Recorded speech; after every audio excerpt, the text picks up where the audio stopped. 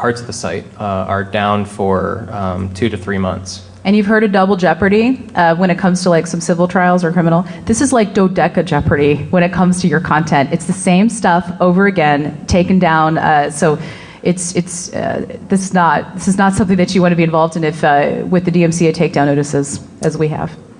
So this is another disturbing trend that we see, which is these backdoor takedowns. And essentially, there are a couple different classifications of ISP in the Digital Millennium Copyright Act, and one is as a common carrier. And common carrier ISPs share no liability with the content that a user hosts anywhere, so they don't have to comply with the takedown provisions. They just get their safe harbor. The other type of ISP is like Project DoD, where the content actually resides on the box, so the ISP is in control of the content. So I just want to be clear that there's those two types of classifications. Now, the second classification of ISP is required to register a designated agent with the Copyright Office. This is so takedown notices can go to that designated agent. And for Project DoD, I happen to be the person that's registered as the designated agent. But there's no specific wording in the DMCA that tells the person sending a takedown notice that they need to send it to this designated agent. It's just sort of implied that that's the case. And over the years, what we've seen is a de facto migration to looking up the whois record in ARIN, getting the abuse contact information off the IP address and contacting that person instead, which may not necessarily be the ISP, let's say down the chain that's in a leaf node, like that's actually the leaf ISP as a service provider. And so you can start to see there's going to be a lot of dangers here. If just a handful of providers are the ones that are deciding whose content stays up, we have something that looks a lot like media consolidation in the late 90s. They are going to be exercising editorial content over what you host. And as a side note, I also wanted to talk about anybody that thinks they're going to get DMCA takedown notices. This is just from my experience. Anybody that thinks they're going to get them and has an ISP or is hosting content, virtual private servers may be a really bad idea because if you're on a virtual private server, the content that you're hosting is actually in the control of the ISP above you, which makes them not part of the former classification of ISP as a common carrier, but makes them part of the classification where they actually could be liable for the content. So beware of like cloud hosting, cloud storage, virtual private servers. If you're going to be hosting content, that's a bit risky. So I have a couple examples of backdoor takedowns. Actually, I have one example of a backdoor takedown. But over the years we've been doing this, we have way more than I can possibly enumerate here. In fact, it's been the #1 reason that we've been kicked off of providers over the last 12 years, from corporate providers to like nonprofit collectives. We've been kicked off of a ton of different internet service providers. And never for content that you would think is, the type of stuff the DMCA was crafted for what the MPAA would like file sharing or movies or whatnot. One case really stands out though. We used to host this site called hackblock.org, and they're still around. I think they're like a Chicago 2600 group, or maybe they started out that way. But anyway, it's a hacking collective, and they publish a zine. And they found out about a particular individual that was trying to get members of their organization arrested by entrapping them and whatnot. And they had a bunch of dialogue between this individual and law enforcement, and they put it up in their zine to show people like, look, this person is trying to entrap us. He's trying to get us arrested. So this individual does the ARIN lookup, finds the IP address, and files a takedown notice. But the takedown notice doesn't come to us. In fact, it doesn't even go to our colocation provider, which is the upstream provider of us. It goes to the upstream provider of our upstream provider, which was AboveNet at the time, which is a large organization and definitely enjoys common carrier status. Nevertheless, AboveNet winds up exercising editorial control over the content and says, take this down or all the users are going to be shut off on your box. So we tell the user, take it down. And so what they do, and this is pretty common, they put in the place of the thing that was taken down the actual DMCA takedown notice. It's a sort of way of saying, look, the DMCA is being wielded to silence our fair use, our free speech. So they put that up. And a day later, AboveNet receives a DMCA takedown notice for the DMCA takedown notice, the original DMCA takedown notice. But rather than being outraged that this would happen, they actually get livid with us, and they tell us, we're not going to play whack-a-mole, take this content down, this is your last warning, all of your users will be shut off. And so ultimately they exercise editorial control.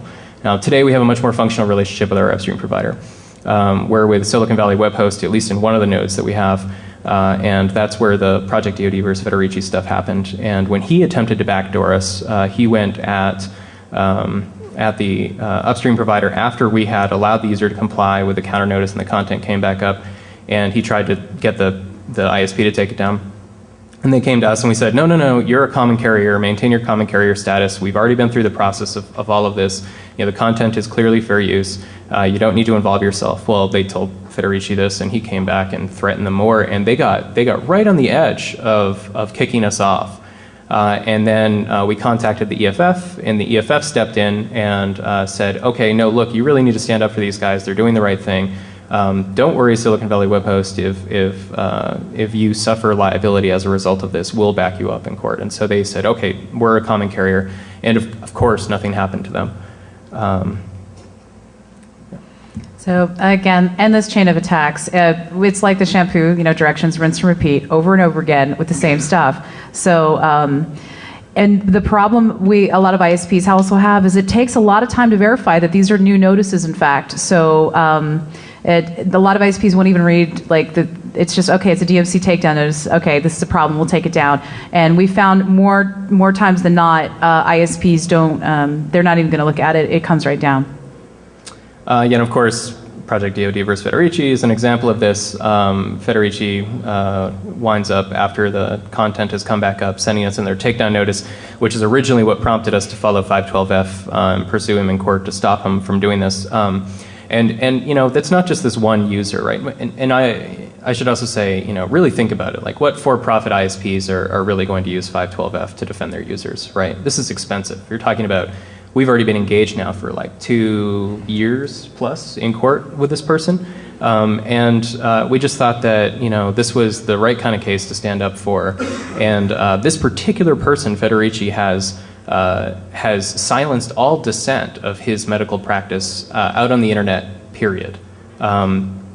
You cannot find anything that talks about the dangers of this stuff with his name attached at very least. And all of those users that he's silenced have slowly migrated to us over time. So anyway, we get through the case and it's thrown out in Maine for lack of personal jurisdiction. And he sends us a third takedown notice. So now we're on our third takedown notice from him, and the thing is, it's still really time consuming because we have to go through every single thing and say, okay, is this something he's already noticed us for before, right? And there's no provision in the DMCA that says you can't do this. There's maybe an implication that you can't because of the 10-day denial of service attack, but there's nothing in there that says explicitly like this is abusive process or something. And using the 5112G, we think that it has been used so he can figure out who his online anonymous people are who are critiquing him. So if someone has a handle and he's been sending the DMC takedown notice to the ISP, and the ISP, well, such as us, we're not going to say, hey, that handle is this person's name, here's her name. He's using this, we think, to find out who she is, so he could also sue her for libel or something like that. So we are finding that the DMCA is being used to really destroy people's anonymity online. And as I mentioned, a lot of the female attorneys on this case and the women who want to be plaintiffs are really concerned about some of the stuff that's been going up online that we've been able to trace has been coming back related to this case, most likely by attorneys, or we've actually found some evidence that it might actually be some Russian group that you tell them you want this name libeled, and they'll libel it, like they'll set up a fake Facebook page, like for me, for instance, and it's loaded with Russian malware. So it's that type of stuff, there are not a lot of attorneys or plaintiffs who want to stand up to that, so it takes a lot of gusto. But this isn't fair, where we're having to, if we want a counter notice for this user, we have to use, put her identity in the counter notice. We're not having a good time with that. Yeah, and so this isn't required by the takedown notice, right? So there's agent wording that makes the person that's claiming their copyright has been infringed, allows them to hide behind a firm or something else. There's also specifically a section 512H which requires a court order in order to get the identity of the person. However, the counter notice doesn't require that. The counter notice explicitly wants the personally identifying information.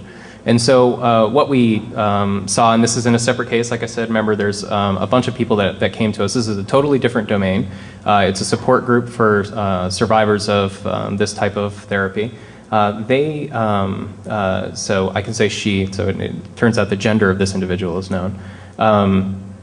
She runs the site stopchildtorture.org, and she puts up this NBC video. Well, she actually had it up on YouTube, and YouTube DMCA'd it, and she didn't want to lose her identity, so she wasn't able to counter notice. So she put it on us, and the NBC video basically just talks about, it's like one of these hardline videos, talks about attachment therapy, and you know, it's sort of like a 20/20 piece, right? And so she puts it up. It's NBC's copyright. It's not his copyright at all, and he files a takedown notice. Now, what she's doing here is trying to compare the holding techniques illustrated in the video with this recent case that says these things called face-down takedowns, they're like security guards in schools use them for kids, are potentially lethal. And so security guards in school are no longer able to do the face-down takedown on like high school kids, right? So she's saying like, look, well, this is the exact same type of holding technique, like isn't this also potentially lethal? And so, of course, he files a DMCA takedown notice for it, and so we have to take the content down.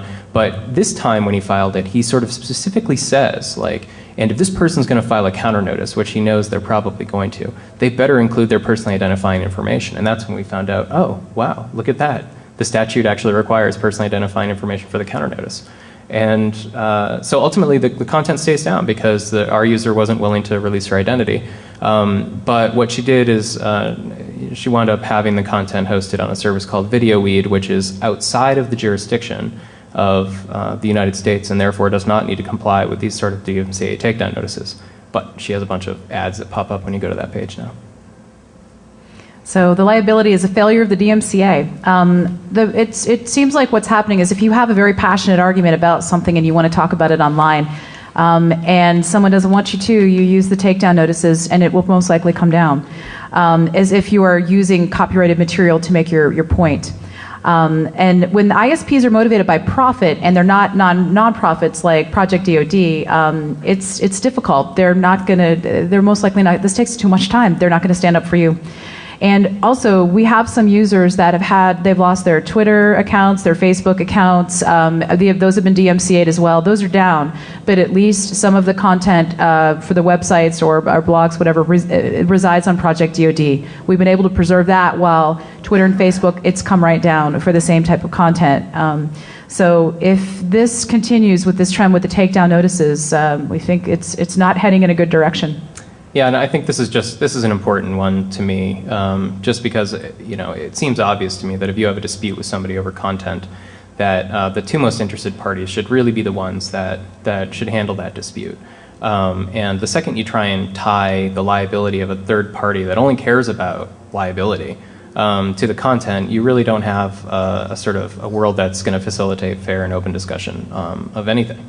So I don't know if Tiffany would say this as strongly, but I think fundamentally that the takedown provisions of the DMCA, the sort of guilty until proven innocent approach with market pressure, and I don't think this is a mistake necessarily, I think that that's probably the biggest failing of the DMCA's altogether. Well, okay, I shouldn't say the DMCA, but I think that is a failing that's larger than any of the ones that we talked about before, which is simply that really the ISPs should not be sharing liability with the content. Just like everything else out there, they should require a court order to take it down. And so I'm not going to get into too many examples of this, but I just wanted to say that we've entered this de facto state of censorship out on the internet, and we've seen all of these providers and many more take down people or users on their service, not allow them to file a counter notice, and they've wound up on us specifically. So, and this is WordPress, GoDaddy, Network Solutions, a bunch of other smaller providers that have had this happen. So, can technology fix these censorship problems? Well, There might be a couple technical solutions. We're going to give a quick overview of Tor Hidden Service, and I want to say thank you to the Tor folks for letting